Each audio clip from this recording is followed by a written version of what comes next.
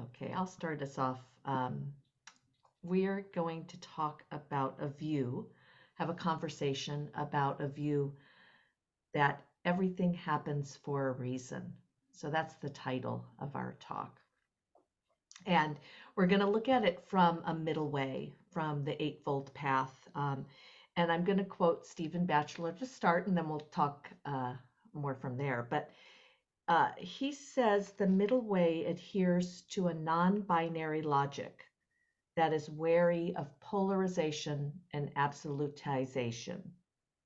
Instead of succumbing to the temptation to divide the world into polar opposites, such as being or not being, gay, straight, non-binary logic gives as much significance to what lies between those poles.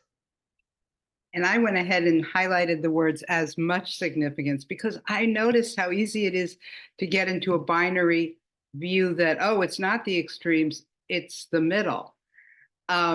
So, we keep getting caught in this. It's like how we were trained or how our minds work, or I'm not even sure what it is, but I noticed that I do keep getting caught in it. So,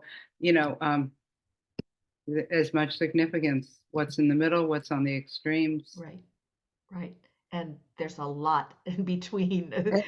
There's a lot, and we keep going back to that with conditionality, and we do keep going back to our book also because we have our own understanding of this, and we put a lot of time into thinking about it, and we called these extremes dialectics.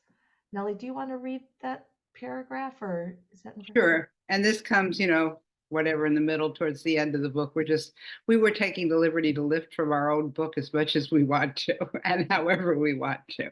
Okay, so here we're talking about the middle way as a dialectic, a way that comes from exploring the tension or opposition between two interacting forces or elements. I'm going to pause and just with that sentence because there's actually a lot there. So exploring that there's our view was that there is a tension or opposition that comes between these two interacting forces or elements, and that is the area of exploration. We can easily see this tension in the examples Stephen raised of being or nothingness or gay and straight. There's a lot of tension that exists there. Well, Nellie, that's, I think, also part of the tension is that we still kind of automatically go back to extremes. Like, so this is a kind of tension we're trying to counter, and actually not just fall into that kind of direction of polarizing. Yeah. And one not binary thing that he didn't bring up that seems to be the hot topic these days is man or woman, not something in between. That's where I feel like I'm being stretched at this time in our history, in our culture. Yeah. Yep. Should I continue on from our book? Yes. Yeah. Why not? Okay. So we map out in the book 7 different meditative processes. Now, these are about meditative processes. If it was about life processes, it'd be a lot more than 7, and view them as dialectic opposites. So, you can reference the book about this. We've talked about it before. We'll talk about it again. But right now, we're not talking about the specifics because we want to go back to a specific view. But just importantly, we suggest a gentle and more organic way to discover the middle way, rather than knock it over your head. There is no such thing as a man or a woman. It is completely delusional. No, let's explore what's going on around that, to engage with dialectic pairs with care and awareness. And that seems to be the practice that we're teaching every day, day in, day out. It's what we're doing with the groups. It's just putting us into our own, opposites that we have, the contradictions that we have within us, the pull towards one extreme or the other. And to not say you have to change that today, but to explore it, talk about it, bring it forth, such as we're doing. Right, and the extremes have their value. too. They're not, it's not like lower than, but they have their value. So to just be more discerning. But we're back to speaking about a particular view. But before we do that, what is a view according to Stephen Batchelor, Linda? we're studying a document that or a retreat that Stephen Batchelor presented on the Eightfold Path, and some of his um, reinterpretation or retranslation of the Eightfold Path. And he talks about a view, and this is pretty standard. This is not a retranslation, but a view is an invisible lens through which you see the world. And the stance you intuitively assume in your encounters with other people. And it's often, like he said, not visible. This is Right. something that until we really pause, look at it, it's pointed out, there's some kind of crisis where we can see the kind of view we're operating from. It kind of goes underneath the surface. Right. And it's just, yeah, right. I mean, when you said until there's some kind of crisis, I mean, I was thinking of racialized views, which of course are many and deeply embedded. And I think, yeah, George Floyd gets murdered. There's a crisis, which The view the views, comes, the more subtle views, yeah, maybe even if, not the white supremacist views. I don't know how much that changed, but maybe those of us who have more subtle racial biases. right. Right. And that's why we're talking about this statement as a view, this everything happens for a reason.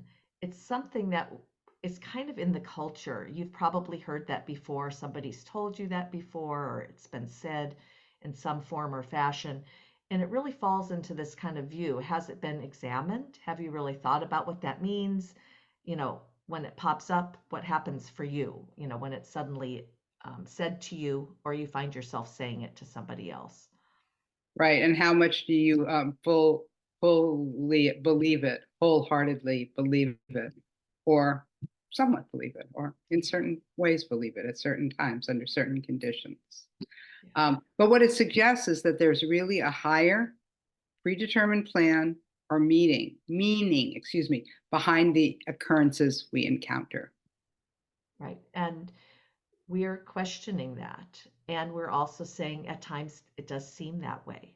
Right. So this is this kind of, in a view, you often can't take one full position on it. It's going to depend on what else is happening. So I'm just going to talk from my experiences that when my niece died and I was told this, everything happens for a reason, it wasn't really a good time to hear that. It didn't work for me. It actually caused me more angst and suffering and more resentment.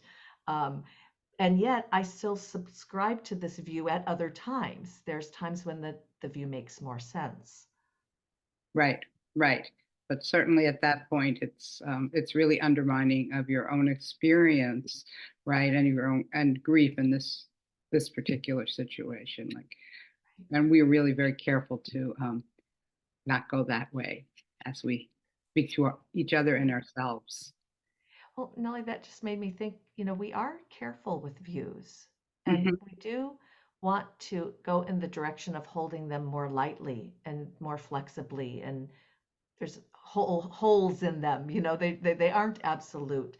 But that's a real, I'd say, value that we have in reflective meditation. And also to know our views and to not expect us to be without them, to be completely free of them.